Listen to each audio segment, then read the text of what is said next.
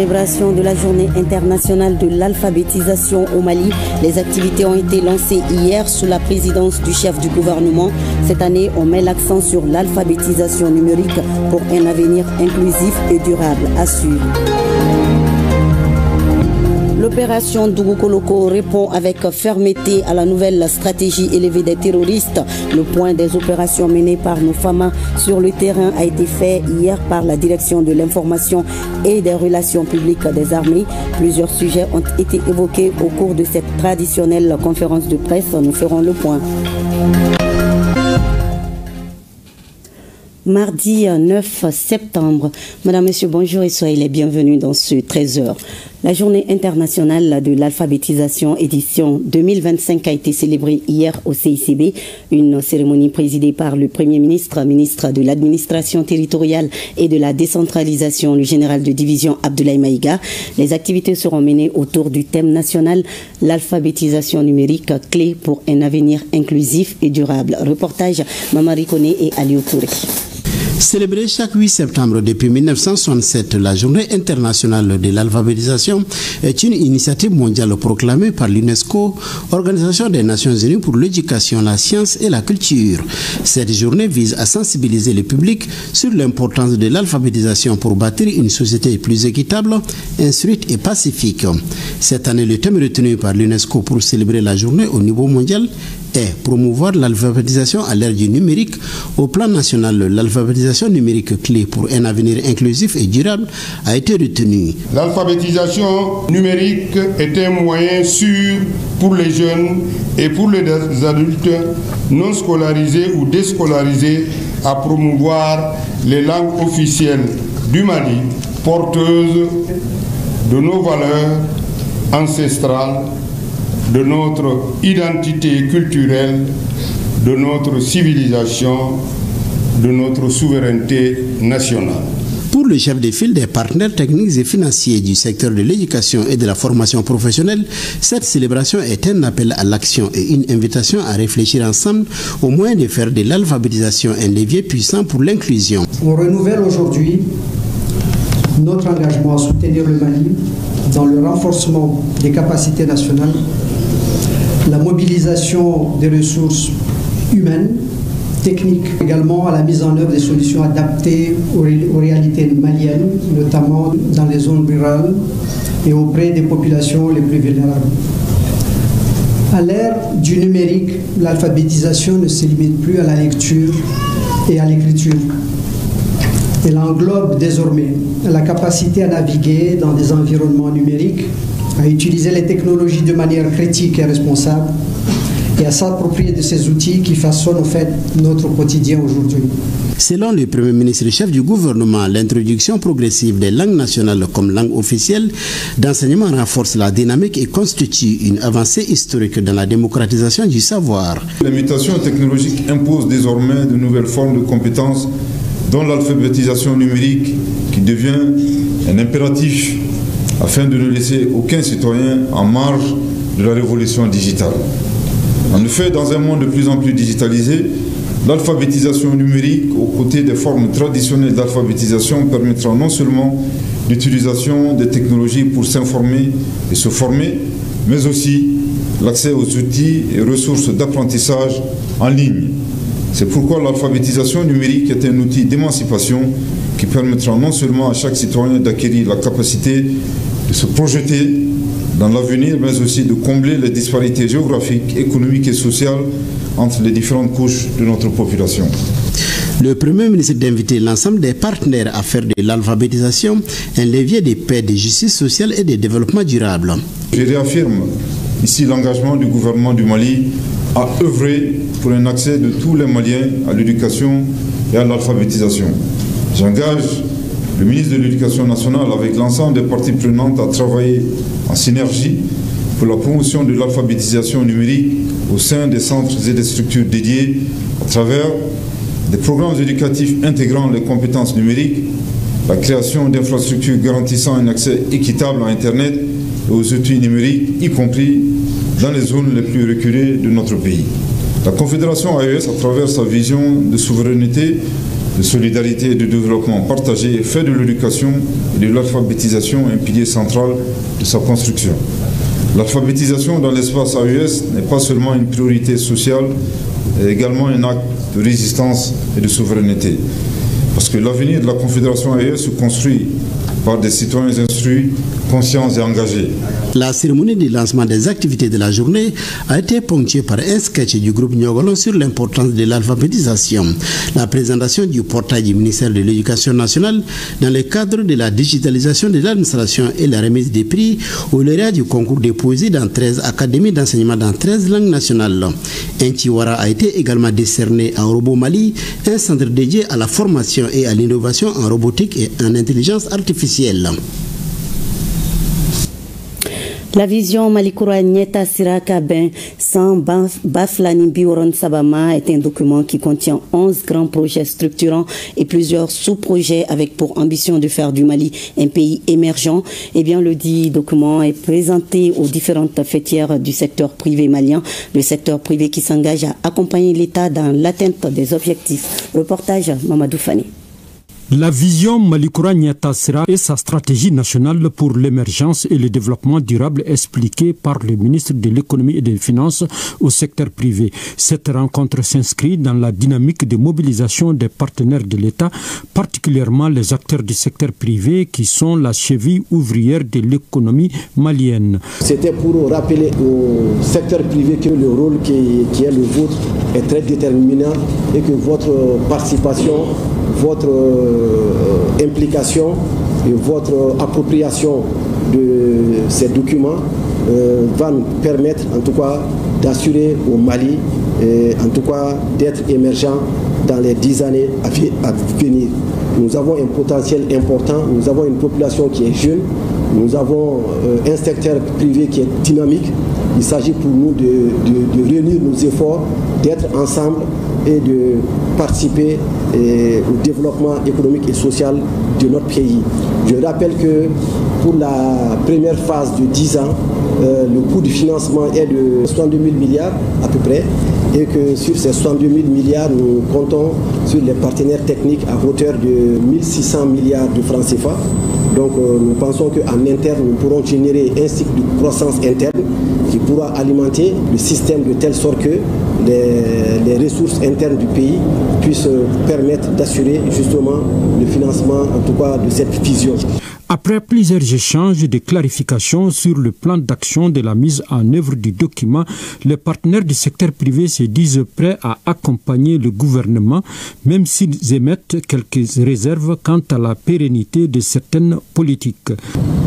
Nous adhérons totalement à la vision Mali 2063, mais nous souhaitons aussi, Monsieur le ministre, vous et tous les membres du gouvernement et les plus hautes autorités du pays, comme l'a dit Diawara, que nous puissions avoir un œil sur le présent, parce que le présent est difficile. Les principaux messages, Monsieur le ministre, c'est que nous sommes prêts, nous en tant que secteur privé malien, nous sommes prêts à être le partenaire de l'État pour mettre en musique Mali 2063. Un comité de développement présidentiel sera mis en place pour évaluer l'évolution de la mise en œuvre du document permettant au Mali d'être un pays industriel à l'horizon 2063. La direction de l'information et des relations publiques des armées était face aux médias ce lundi pour sa traditionnelle conférence de presse. Les récentes opérations militaires sur le terrain, les efforts pour la sécurité publique, la tentative de déstabilisation des institutions et la campagne médiatique contre le Mali et les autres pays de l'AES par certains médias internationaux sont les sujets évoqués au cours de la rencontre. On fait le point avec Batraouri. C'est dans un souci de donner la bonne information que la DIRPA, la Direction de l'information et des relations publiques des armées, initie cette rencontre avec les hommes des médias. Elle se tient au moment où le Mali et les autres pays de l'AES font face à des attaques ciblées contre les forces armées, les infrastructures économiques, les moyens de transport et les personnes civiles. Pour faire face à cette nouvelle stratégie des terroristes, l'armée a pris des mesures idoines. Aujourd'hui, l'opération Dougoukoloko en cours sur l'ensemble du territoire et répond avec fermeté à cette nouvelle stratégie ennemie des terroristes. Nos forces interviennent de manière rapide, coordonnée et ciblée pour sécuriser le terrain, assurer le retour de l'administration et rétablir les services sociaux de base. Ce maillage territorial nous permet d'agir avec plus de précision et d'efficacité. Un autre sujet abordé au cours de ce point de presse, le contrôle que les hommes effectuent sur les principales artères de la ville de Bamako. Les récents contrôles menés à Bamako, dans les capitales régionales et sur les principaux axes routiers peuvent sembler contraignants, mais ils sont essentiels. Ils visent à prévenir les infiltrations et à sécuriser nos concitoyens. Nous demandons la compréhension de la population face à ces désagréments temporaires pour que nos forces vous protègent efficacement. Elles ont besoin de votre coopération, une vigilance partagée, une information donnée à temps peut sauver des vies humaines. Le directeur de la DIRPA s'est également exprimé sur la tentative de déstabilisation déjouée le mois dernier et qui impliquait certains militaires et des complices étrangers. Les services compétents sont à l'œuvre. Les enquêtes avancent. Ce complot visait à ébranler les fondations de notre République. Mais la vigilance et la loyauté de nos forces ont permis de faire échouer cette entreprise. L'unité au sein des FAMA est sacrée. Elle est sans équivoque. Le dernier sujet évoqué est la guerre médiatique menée par certains médias étrangers. Sur ce point, le responsable de la DIRPA invite les confrères à se détourner de cette logique en donnant la bonne information. Pour le colonel-major Suleiman Dambélé, il faut aujourd'hui l'union sacrée autour des forces armées pour réussir le combat contre la désinformation. Fin de l'atelier de paramétrage des indicateurs des maladies non transmissibles et en particulier de la santé mentale et du soutien psychosocial à Fana en 13e région.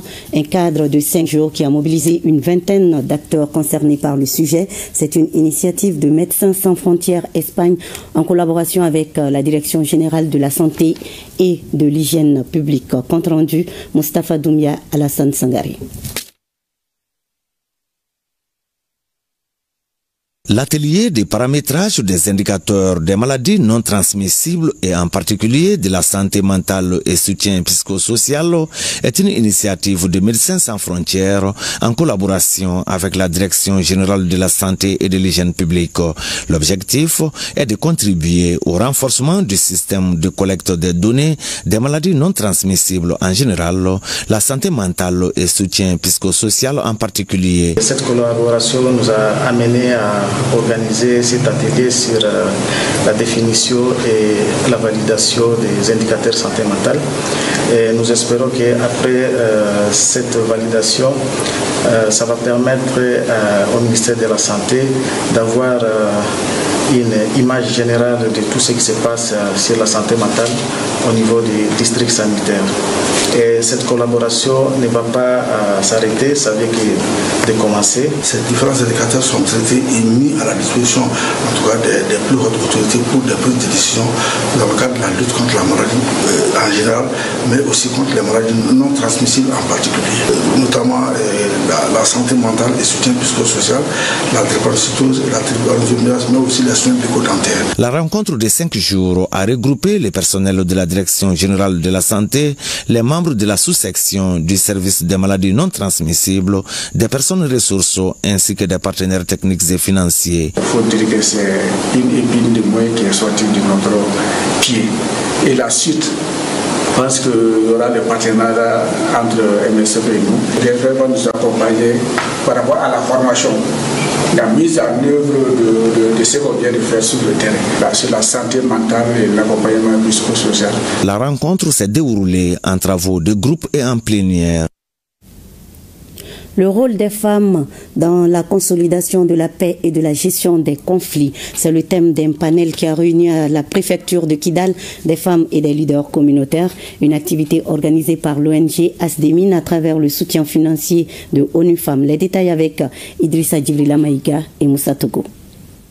L'ONG Asdemin et ses partenaires emboîtent les pas aux autorités pour qu'il y ait une synergie entre les femmes et les leaders communautaires pour des actions concrètes et une gestion durable des conflits. Activité organisée aujourd'hui par ASDEMIN en partenariat avec UNIFEM a pour objectif de créer un cadre de concertation entre les femmes et les leaders communautaires sur les enjeux sécuritaires locaux, identifier les obstacles à la participation des femmes dans les initiatives de paix et proposer des solutions adaptées, valoriser les approches communautaires et les savoirs traditionnels en matière de résolution pacifique des conflits, promouvoir l'adoption des recommandations communes pour renforcer la cohésion sociale et la sécurité. Les femmes et les leaders communautaires constituent des acteurs essentiels dans la prévention des conflits et la consolidation de la paix, grâce à leur rôle de médiateurs et de promoteurs du dialogue social. Au sortir de ces panels, les participants verront leurs capacités renforcées en matière de dialogue inclusif pour les contributions conjointes à la paix et à la sécurité. 28 futurs artistes en herbe ont reçu ce samedi des attestations de fin de formation en art plastique au compte de la 9e promotion du Centre culturel art manuel de Sikasso. C'est un centre qui forme et initie les enfants et les jeunes en peinture, une façon de rendre les vacances utiles. Compte rendu, Mariam Touré et Daouda Konati. Des sketchs, des prestations d'artistes ainsi que des remises d'attestations pour marquer la sortie de la 9e promotion du Centre culturel art manuel de Sikasso. Un centre dont l'objectif est de promouvoir le savoir-faire malien à travers l'art plastique. Donc ça a été vraiment une réussite et je suis très content, actuellement ému.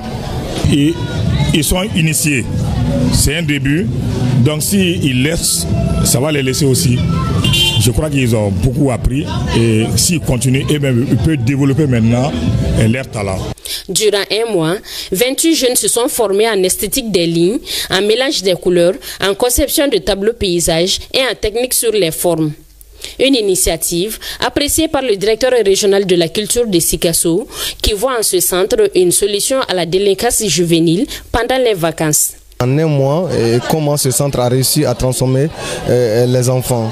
D'abord, ça leur ouvre la porte aux emplois, de 1, et de 2, ça leur permet de s'insérer socialement. Ça m'a beaucoup aidé. Maintenant, je peux faire beaucoup de tableaux sans demander à quelqu'un. Je connais tous les mélanges de couleurs et puis je sais faire des arbres sans demander à quelqu'un. Pour les autorités régionales, ce centre est un appui à l'employabilité jeune. Cette formation d'initiation des jeunes vient à point nommé car elle contribue à la création d'emplois. Du coup, lutter contre le chômage des jeunes, valoriser nos cultures, surtout que l'année 2025 a été décrétée par nos plus hautes autorités, année de la culture. A noter que cette 9e promotion vient compléter à plus de 200 le nombre des jeunes formés par le Centre culturel art manuel de Sikasso. Et c'est la fin de cette édition. Merci de votre fidélité. À 20h, vous avez rendez-vous avec Baraki Sawatra. Bel après-midi et à demain 13h, Inch'Allah.